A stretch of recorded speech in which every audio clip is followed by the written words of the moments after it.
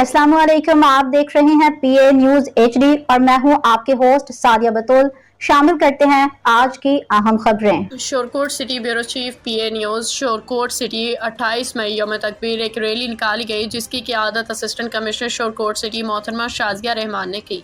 इस रैली में तहसील शोरकोट के हर मकबा फ़िक्र जिनमें सियासी समाजी कायदीन के अलावा बच्चों की बड़ी तादाद ने शिरकत की।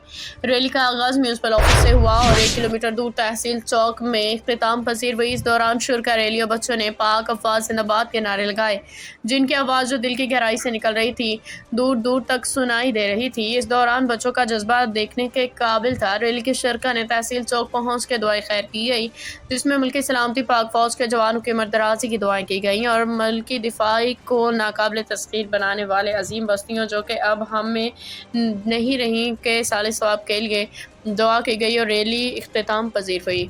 न्यूज स्टूडियो से अब तक के लिए इतना ही। मजीद खबरों और अपडेट्स के लिए देखते रहिए पीए न्यूज एचडी।